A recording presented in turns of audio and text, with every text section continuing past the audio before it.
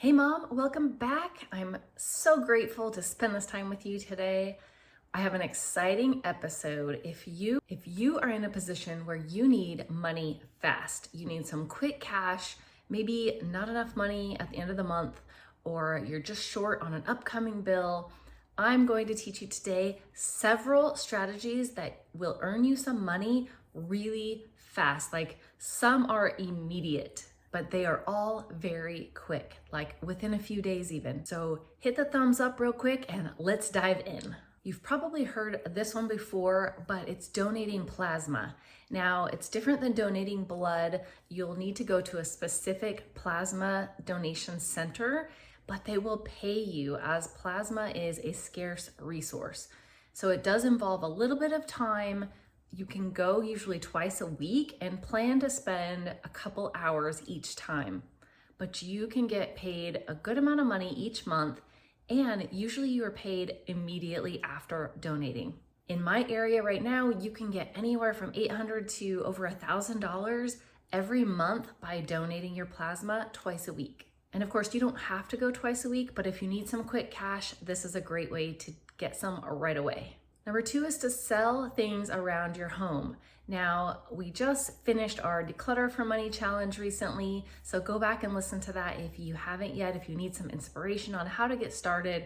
But I'm sure you have some things around your home that you can sell right away on Facebook Marketplace, in the local buy-sell groups on Facebook, Craigslist, OfferUp, even online like eBay. That will take a little bit longer though, so I love selling locally on Marketplace for some quick cash. Now, part of my Declutter for Money series that we just had, I talked about all of the places that you can sell your stuff. So I'm going to link that right here and make sure you check that out. And stay with me closer to the end as I'm going to teach you how to get unlimited amounts of completely free stuff that you can sell. So if that is something you'd love to do ongoing, you don't want to miss that strategy. All right, number 3 isn't necessarily going to bring in extra money, but what it's going to do is free up money that you have allotted somewhere else in your budget and that you can use for whatever is pressing right now. And that is to do a no spend challenge. This can be an entire week or an entire month. Some people do an entire year, but I recommend starting small and working your way up.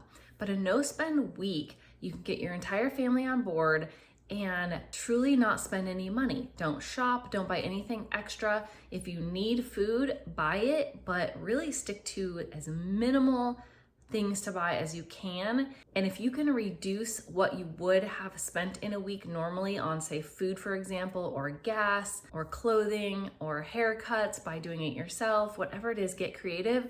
And now you have that money freed up to use for whatever it is you're needing it for right now. Number 4 is to do a meal challenge from your pantry and your freezer. This means see what you can come up with for all of your meals, as many as possible, for as many days as you can without buying anything. Now, some people think you're gonna have to end up spending more later to replenish what you use up, but I bet you have some things in the back of your pantry or the back of your freezer. If you pull some things out, I guarantee you've got some things that have been hiding back there, that have been ignored, that probably were going to go bad before you ever used them up, or they are something that you just haven't really known what to do with them. Maybe they weren't that enticing or exciting, or something that you ended up with, but you're not really sure how to use it.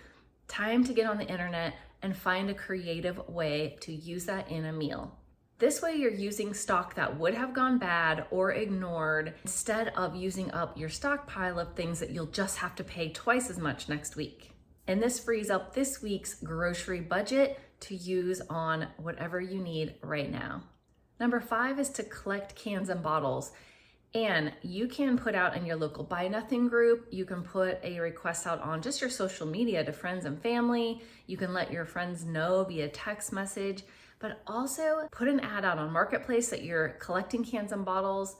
And a good strategy on Marketplace is you can even offer to buy people's cans and bottles for half of the amount that you will get when you return them. So in Oregon, where we are, we get 10 cents per can or bottle. So people would love to sell their cans and bottles for 5 cents a piece, and then you can turn them in and get that other 5 cents back. Yes, you'll have to have that cash up front, but once you return them, you will have doubled your money.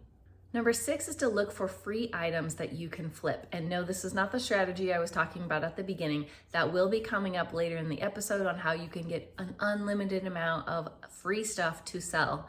But this one is to just be on the lookout for free items as you can right now. On the side of the road, people are always giving away free things.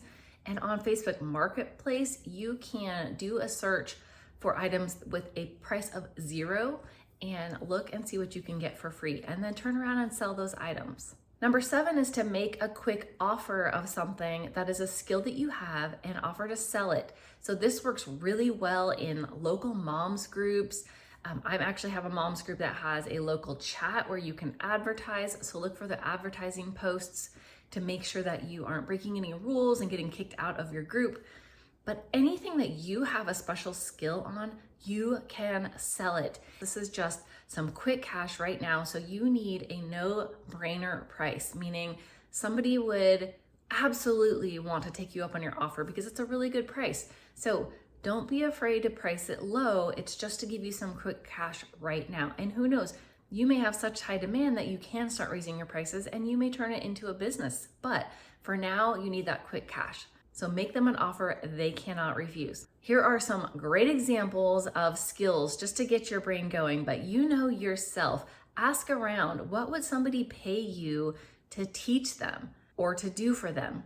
Teach somebody photography classes. Take photos. If you are a great photographer, offer to do photography packages for people. Are you a great organizer? Help somebody out organizing their garage or a room or their entire home.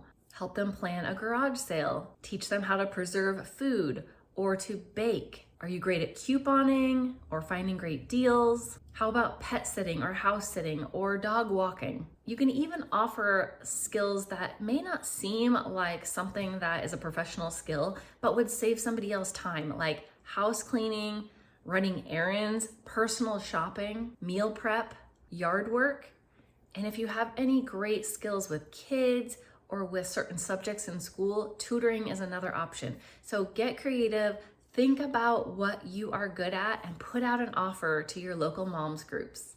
Number 8 is to check with your local temp agency. You may have more than one temp agency depending on where you are, if you are in a larger city, but they usually have immediate work. So if you are really great with data entry, if you have fast typing skills, if you are really organized and have administrative skills, customer service, becoming a teacher's aide, all kinds of skills that you can put to use that the local temp agency may need to fill for even just one day, 1 week, a few hours, several days a week. They have all kinds of assignments that they need to fill, and they're usually more urgent so you can get the jobs easier. A lot of times there's a low supply of people who are willing and able to do temporary jobs, and you can get placed almost immediately. Number 9 is to make and sell crafts or repurpose furniture. If you are handy and creative, make some crafts and actually sell them. And you can even put this out before you make the items that you are selling them. Show some photos of things that you've made in the past to give them an example, and put a price that is worth your time but would give you some quick orders. Once you have the orders, go to town, make the items as quickly as you can and deliver them for immediate payment. And furniture is a great thing to get free quite often because people don't want to have to haul it somewhere. So if you're willing to pick up their old clunky furniture and you're good at repurposing, you can turn them into beautiful pieces that sell for a lot of money. Number 10 is to offer up to rent out equipment, cars, tools, you name it. If you have any kind of yard work equipment like rototillers or tree trimmers, anything that would cost a lot of money to purchase, like power washers for a car, for example, you can rent them out. People don't usually want or need those items ongoing, so they don't want to spend money to buy them. And it costs them a good deal of money to even rent from like a local hardware store for the day. So you can offer to rent yours for less. This works great with people that you know or people in your neighborhood, for example. If you have a local moms group and you know kind of that person's reputation through that group, someone that you can trust, this can be a great way to earn some money. And you can rent your car out, for example, on platforms like Turo. That won't be quite as immediate, but you can bring in a lucrative amount of money. Number 11 is if you have a truck, is you can offer to haul loads to the dump for people who just don't have a truck and don't know how to get their items out of the way. You are helping them with a service that they just cannot do. And of course you would charge a fee. So you want to research what it would cost at the dump and then offer them extra money for hauling it there. Make sure you're charging enough to cover your gas and some additional profit for your time. Number 12 is to sell food items that you make. So first though, check your local cottage laws. That's what they're called, cottage law, if you have one in your area, and it will tell you what you are allowed to make. There are certain things you're allowed to make and sell without a commercial kitchen. So we really want to stick to those items. But things that could be included are cookies, baked items, breads, tamales. There are a variety of things that you can bake or cook and then turn around and sell without a commercial license. You may need a food handler's card. So again, check your local laws so that you're not getting into trouble, but listing on Facebook Marketplace and selling these hot items, and of course with your friends and family who know how well you make that item. Number 13 is to rent out some space. So do you have a room in your home that you could rent out to a person? Do you have a parking space that you could rent out to somebody who needs to park an RV, an extra vehicle? Say maybe they're moving into an apartment and they don't have enough parking for their vehicles. If you have parking space at your house, you can rent that out monthly. And even if you have space in a closet or a garage for storage of people's items, you can make some good money, as a lot of people don't want to pay the hefty fees at the local storage facilities. If you got the space, you can make some money. All right, here it is, the strategy I was talking about earlier in the episode. This tip will help you get unlimited free items that you can turn around and sell. Are you ready? It is the perfect time to start this strategy. It is garage sale season. So what that means is go around to garage sales. If you're already going out and looking for items that you can flip or resell for a profit at garage sales, then while you are looking at the sale, make sure it is a quality sale, have really good items, and work up a conversation with the person that is hosting the sale. Give them your information, and you can even have these flyers printed up ahead of time. But give out your information and let them know that if they don't want to haul all the stuff that's left over, you will come and pick it up. You can charge a fee if you want to, but you can offer it for free, and you probably will get more people that way who are willing to call you and let you come pick up the leftover inventory that they did not sell that day at their garage sale. And now you have items you can turn around and sell. So list the items for sale that are worth it, that will get you some quick cash, and just haul the rest to a thrift store to donate.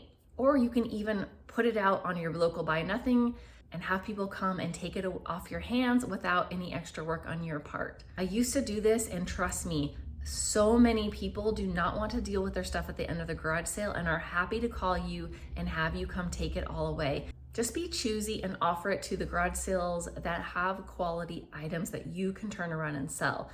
If they are full of junk at their sale, you don't even have to bring it up to them. Just move on to the next one. But pretty soon you will have so much stuff you don't even know what to do with, and you'll be making loads of cash. And if you don't need cash immediately, but you are looking for ways to start bringing in some extra income so that you can be at home with your kids or get out of debt faster, whatever your goal is, make sure you check out this video next. It is great side hustle ideas for stay-at-home moms. Thank you for being with me today. Take care. Blessings to your family.